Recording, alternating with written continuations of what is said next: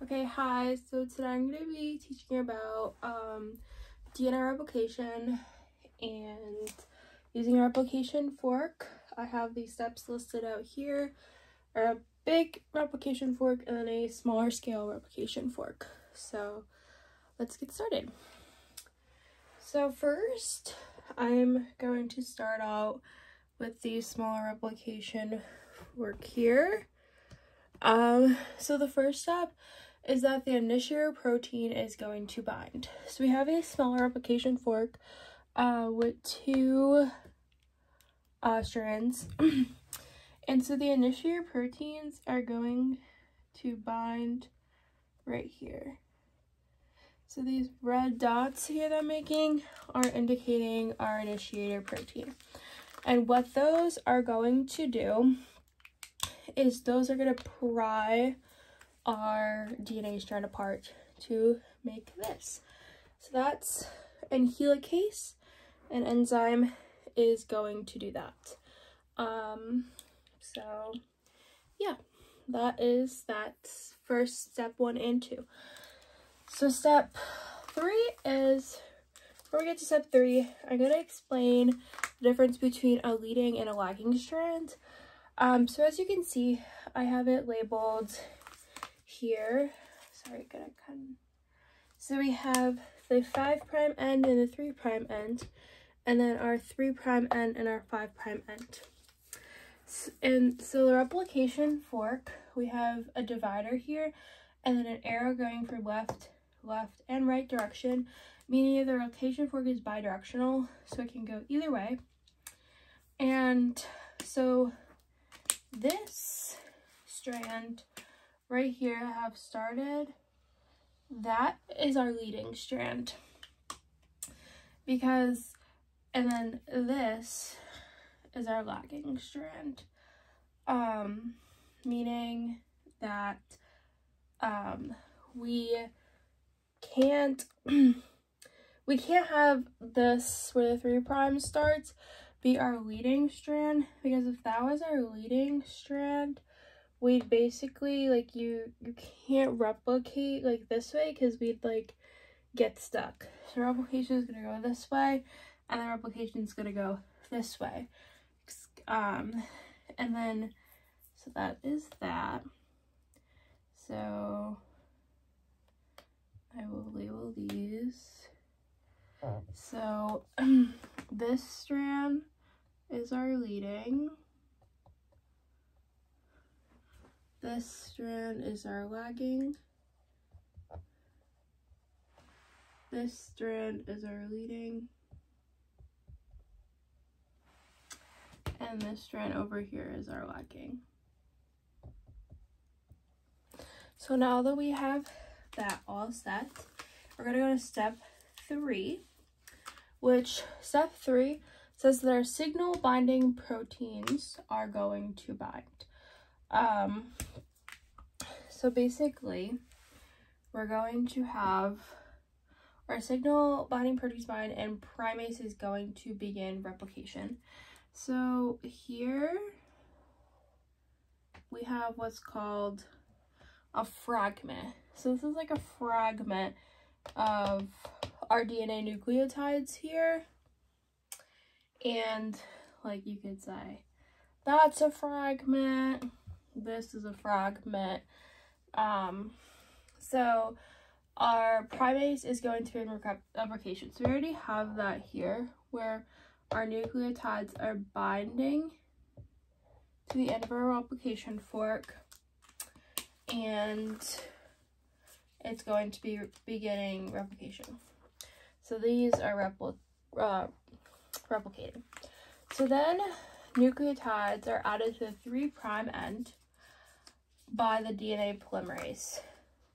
So we have that, and when these nucleotides are binding, the Okazaki fragments are also starting, which Okazaki fragments are always on the leading. So Okazaki fragments are on the leading. So Okazaki fragments are starting, and our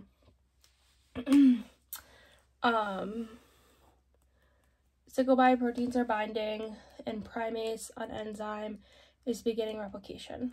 And then for step number 5, our nucleotides are added to the 3' end, which we have by DNA polymerase, which is another enzyme. And Okazaki fragments are finished. And then for number 6, RNA primer degrades the nuclease. So say, let me grab another color here. So say we have a primer. I'll get rid of our fragment here. So a primer is less than 20, a fragment basically of less than 20 nucleotides. So say we have a fragment, a primer. So a primer is placed right here. So that is a primer. And that is going to bind, and it is going to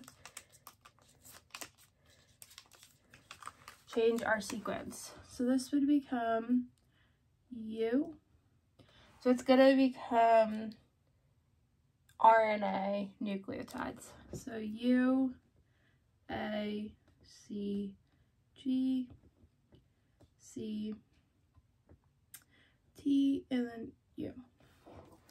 So we have RNA nucleotides by the primer, and then the primer is going to get degraded by nuclease. So the primer is going to get degraded, and then our new strand, so those RNA nucleotides are going to be also degraded, and so they're replaced with DNA.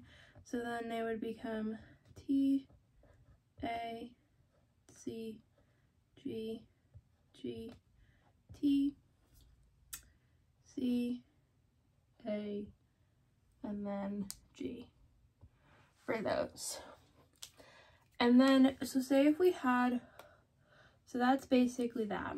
But say we had an Okazaki fragment, so we had nucleotides over here, A, C, C, G, T, A, C. So say that was our strand, and then a primer was added. So this whole strand, let's say a primer is added, and then it's now RNA nucleotides. So we have A is going to uracil, and then A, G, C, U, G, G, C, A, U, and then G. The nuclease is going to degrade that primer, and then we're going to get rid of those RNA nucleotides, and it's going to become a T, A, G, C, T, G, C, C, A, T, and then G. But you see that there is a spot between these two fragments. So an enzyme called ligase is going to come and seal those together. So they're one fragment. So they're gonna seal them together just like that. So say we had a fragment, we'll just write a strand over here. After all of our steps occurred. So we have that. Ligase is gonna seal those together. So it's one fragment. Same with over here.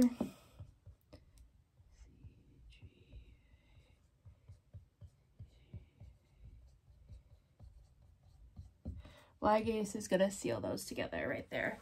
So ligase is gonna seal all these fragments together. And that is DNA replication.